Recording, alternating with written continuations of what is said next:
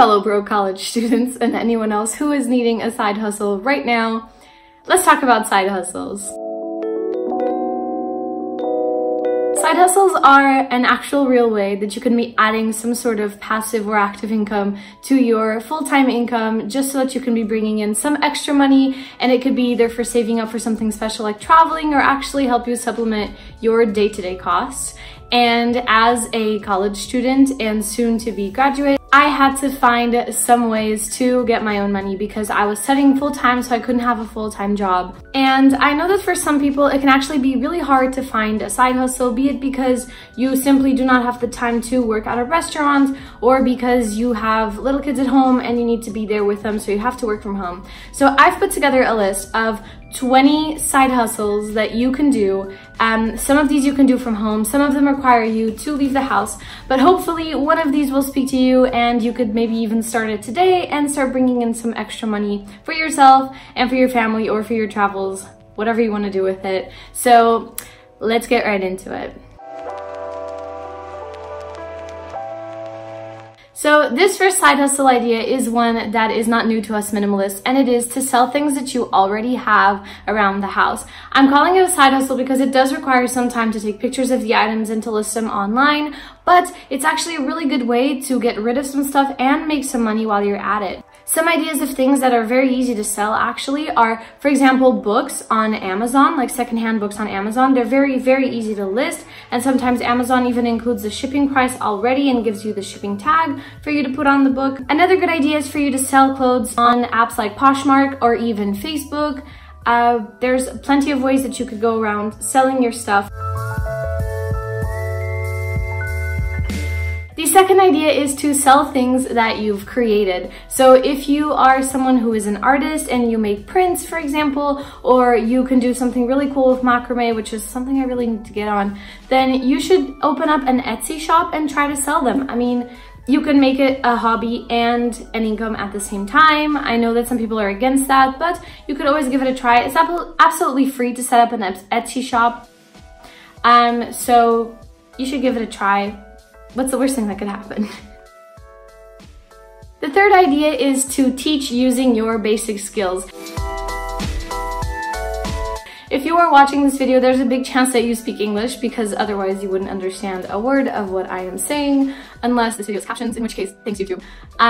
But you should put those skills to use. And the good news is there's a lot of websites online for it, and usually you don't even need a teaching degree for it. You just need some sort of bachelor or master's degree that was taken in English, or you are from the US or the UK, which is a native English-speaking country. If you want to find out more about the websites that you can use to teach in English, I'm leaving a link down below, so feel free to check that out. It's a list of all of the best English teaching websites and communities out there, so you should check that out if you're interested.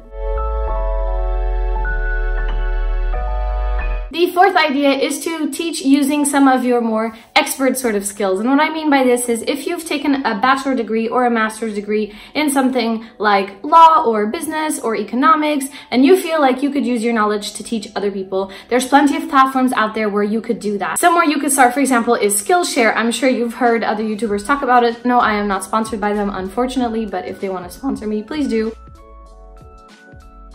And what you can do is you can set up your own classes, just film yourself giving them and upload them. It's super easy and it's free to begin with, and you can make some good money out of it. If you're interested in working for Skillshare, I've also linked it down below. Once again, I am not sponsored by any of these. Two other websites that you could use to teach using your more advanced skills are Udemy, I'm not sure if I'm saying that right, and Teachable, and I'm also putting the links of those down there.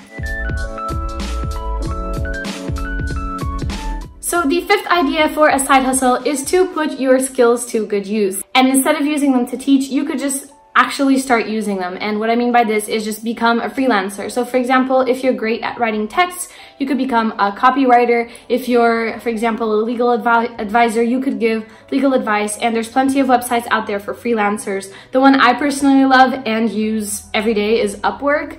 I get all of my clients from them, and I've worked for them for 3 years, or not for them, but with their platform. And I absolutely love it. I'm leaving the link down below for you guys as well. There's other companies like this. For example, Fiverr, if you're a designer, you could make logos for people. I'm also leaving an article down below with all of the best freelance platforms for you guys in the description box, so you can take a look at that.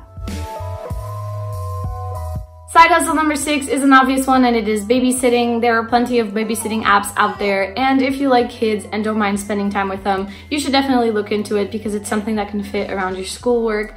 I'm again leaving a website down below with all of the best babysitting apps out there. Side hustles number 7 and 8 are both related to doggos, and I absolutely love spending time with dogs. That's why I got my own dog. But the 2 things that you could do related to dogs that will get you some nice side money are pet sitting and dog walking. I'm leaving, once again, links down below with articles related to how you can get started on that. Idea number 9 actually came from a YouTuber I absolutely loved. Her name is Best Dressed. If you know her, she basically started making some side money by thrifting clothes and reselling them. I am not an expert on this because I've personally never tried it, but I'm leaving a link to her video down below where she explains how best to find pieces to buy, thrift, resell. Sometimes she even did some touches on them and made them her own. So if you're interested in that, if you like fashion and clothes, that's something that you could take a look at.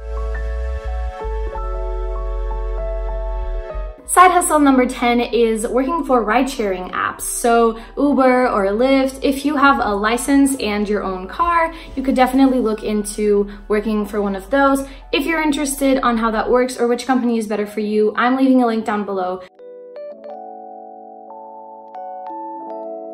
Side hustle idea number 11 is to work for a food delivery company, and this could be either Postmates or here in Europe we use a lot Deliveroo and Uber Eats. I've personally worked for Deliveroo and I thought it was really nice. I just basically got paid to do cardio. Of course, I was delivering on a bicycle, and that's different in the Netherlands because there's appropriate bike paths and it's not too dangerous and the whole country is flat. But I thought it was really cool that I was getting a workout in and making some nice money. Instead of paying for the gym, you get paid to go to the gym, and I really enjoyed that. Side hustle number 12, and this is only going to work if you have your own house or you're renting something that allows for you to do this, is to rent out a room on Airbnb. Obviously, this has its advantages and disadvantages. You're going to have to keep a close eye on the people that you let into your house. But if you have a spare room sitting around, this is definitely something you should consider.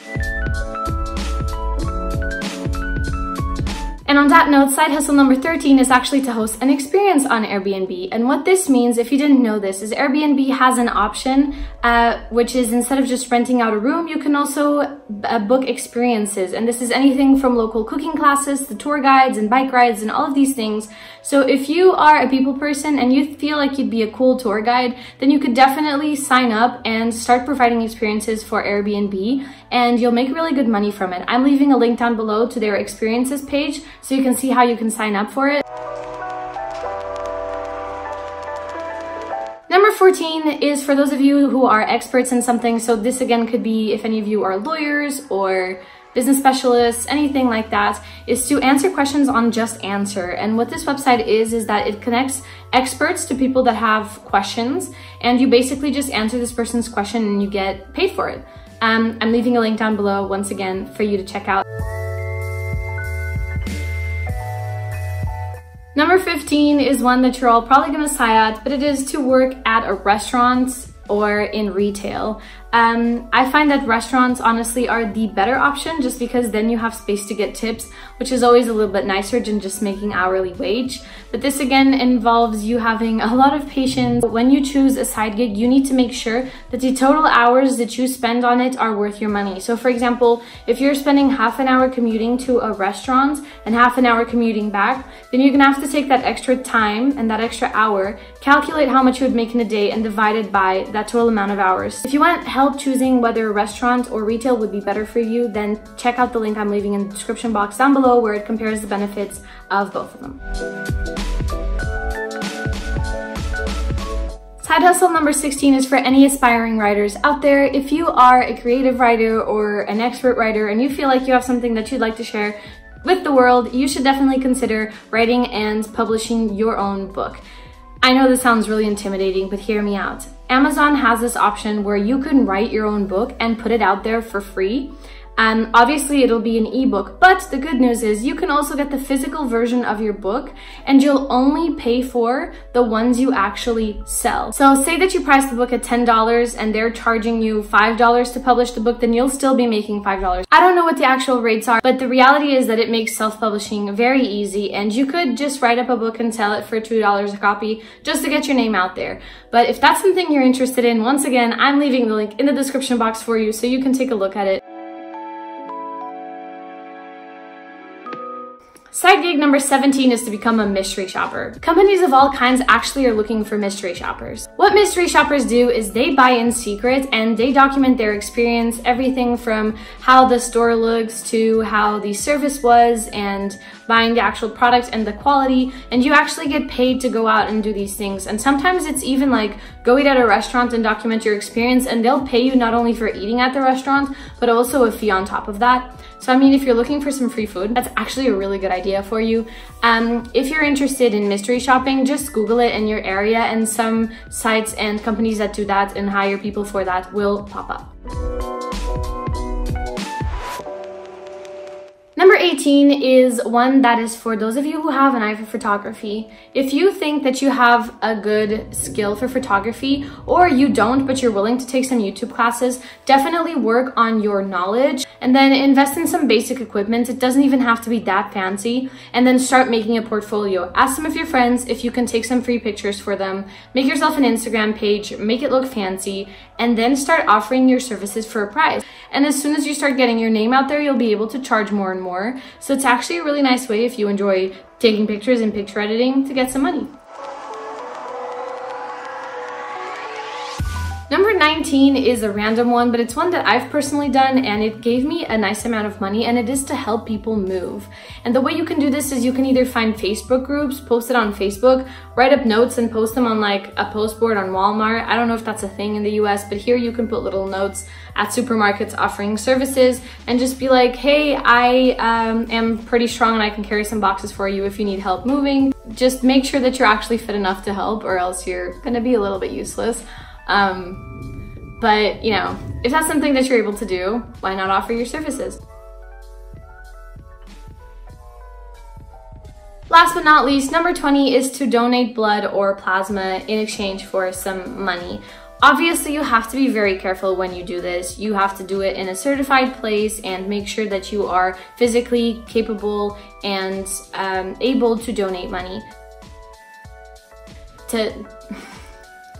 Physically capable and able to donate blood. The reality is that giving blood is a pretty cool thing to do anyway. I mean, I like saving lives sometimes.